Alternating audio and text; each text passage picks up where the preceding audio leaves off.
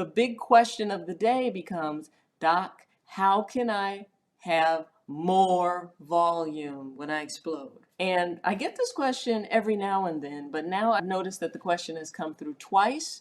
So I wanted to spend a little time talking to you about that, okay? Because at the end of the day, there are some supplements that you can use to increase ejaculate, but I want to be clear that when it comes to, this explosion at the end, there are a lot of parts to this process. So the first thing that I want you to do is, in order to explode and have more volume, you've got to have more volume in your body. So you cannot be dehydrated. So this is why drinking your water, increasing your fluids is important. And the flip side of that, if you are a drinker, I need you to know that every time you have 2 or 3 cocktails, or even one, your body releases something called antidiuretic hormone, which is ADH, which basically is causing dehydration in your body. So if you're drinking or you're a drinker, you've got to know that on those days you could potentially have less volume there available because your body's going to be naturally a little bit more dehydrated. So replenish your fluids and make sure you're getting enough fluids. So that's one thing. The other thing is, and I've talked about this in another video, so if you want to go and see the video on Maca root, I want you to check that out, because I want you to know that Maca root is amazing across the board for a lot of different things for a lot of different people, men and women both combined. And Maca root is actually a key ingredient in the Mandingo smoothie, and which is why, of course, I call it the Mandingo smoothie, because it actually has Maca root in it. Those of you who know who Mandingo is, you understand the play on words there. But, they conducted a small study where they did a 4-month oral treatment of tablets of Maca root. And what they were doing is they were analyzing the seminal fluid. So seminal fluid is the same as semen. It's made by the seminal vesicles, which sit behind the bladder and kind of above your prostate, right? And so the guys in the study were between the ages of 22 and 44 years old.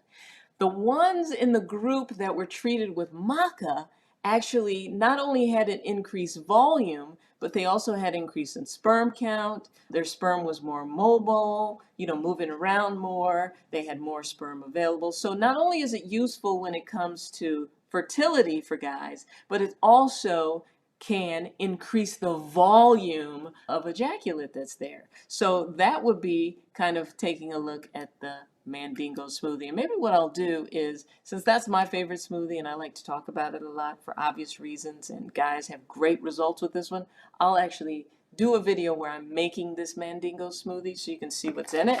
It can bring the funk. But I want you to know that when we're talking about Maca root, we're talking about a long-term thing. You want to be taking Maca root regularly for 3 or 4 months before you would see this type of evolution. So I think oftentimes too, when it comes to erectile function, I think that we give up too quickly and say, oh, okay, I bought this, I saw this ad and I got this and that didn't work. Okay, so then I saw another ad, and then there was a Dr. Berg, and then there was a Dr. Ross, and then there was a Dr. such and such. So you look up and you got all this stuff, and you don't know what to do with it, right?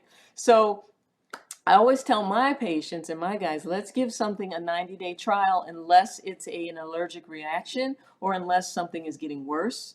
And then we can step back and say, did we have any results from it? But you've got to let it kind of get in the system before you say, it didn't work.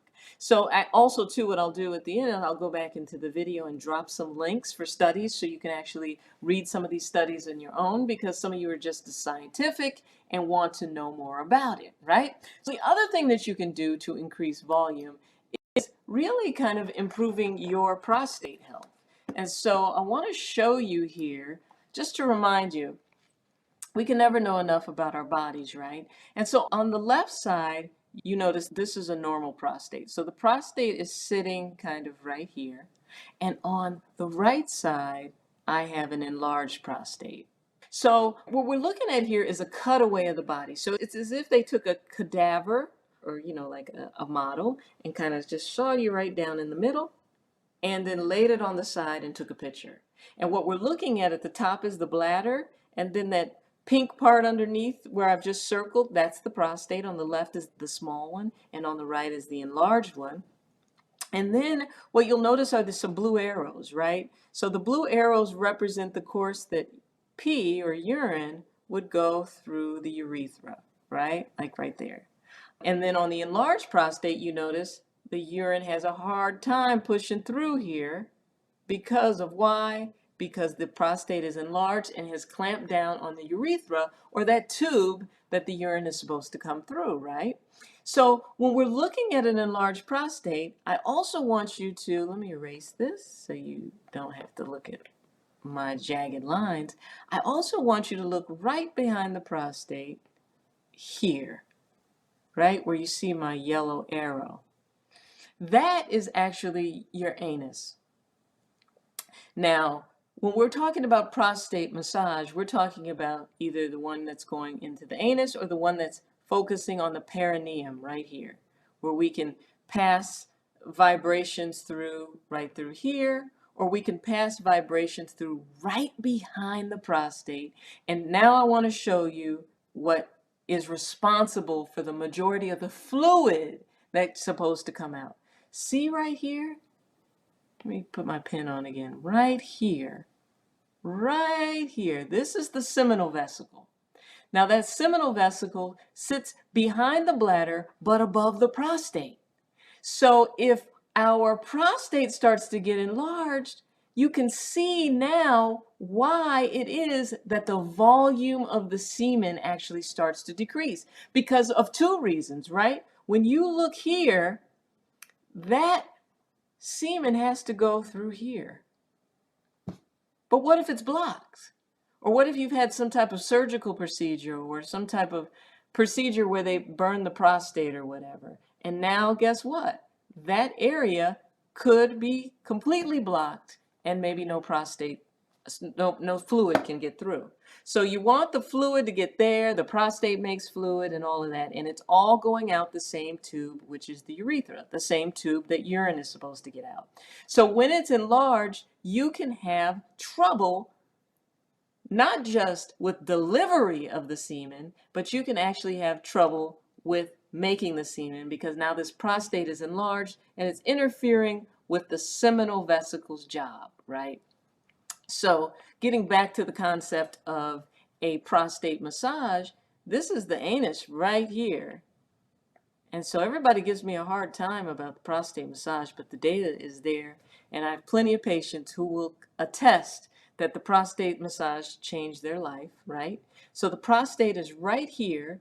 And so you can imagine if you can massage right here, then you're actually can potentially unblock this duct here. You can potentially stimulate that seminal vesicle, and you can potentially help reinfuse some health into the prostate because now the prostate has to go, like a rubber band to shoot that out. But if it's enlarged, then it's much harder for it to do its job as a rubber band. Okay. Now, then this picture, I'm going to show you here, demonstrates. Now, what you're looking at here is the same thing. It's like a cutaway. But if you look at where this prostate massager is placed right here, it can stimulate the seminal vesicle on the back. It can stimulate these ducts. Because keep in mind, this is just half the body. So we've got this happening on both sides of the body. We got a seminal vesicle on the left, we got a seminal vesicle on the right, and we've got two pipes or ductwork that's supposed to go through, meet in the middle, and then shoot down and out. So as you can imagine, over time too, those pipes or those ducts can actually really start to get clogged up. And that's ultimately one of the reasons why when your prostate starts to get enlarged, you got less semen coming out. And sometimes you have trouble even getting any semen out because these areas may actually be blocked, right?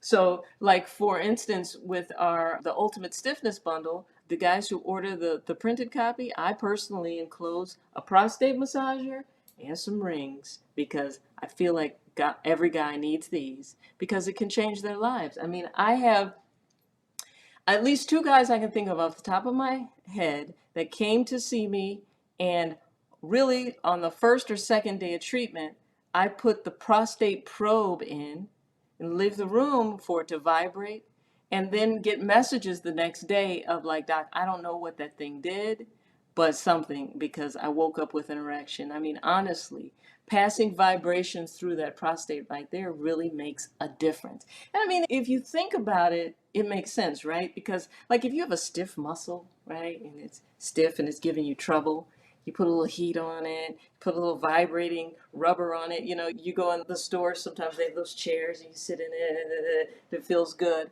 I mean, there's a lot of data about vibration and how it can help regenerate nerve tissue, nerves, but also stimulate sexual activity. I've been sampling different male vibrating objects to really figure out what's the best way to bring that to you guys in a way that you're not icked out by the process, but also you feel comfortable and confident with the vibration process, because vibration for regeneration is just an amazing, untapped thing. So, and we see it when we're using vibrations to help with the prostate.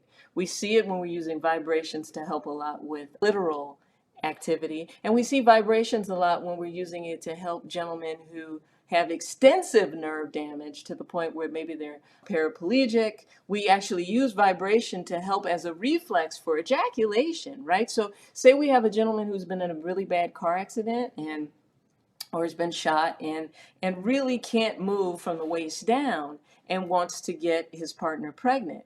Well, we use vibration as a way for him to get the erection and to ejaculate, and it works.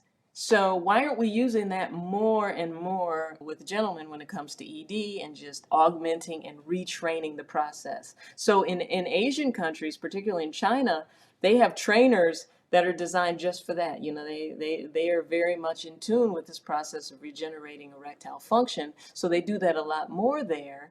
But it's time that we have alternatives to just Viagra. And then when Viagra is gone, then you got someone trying to sell you a surgery, and then it's a whole thing. Like, what can we be doing in this process and through this trajectory of life that can help you stay, virile and feeling like, if the opportunity presents itself, I can have a great sexual experience.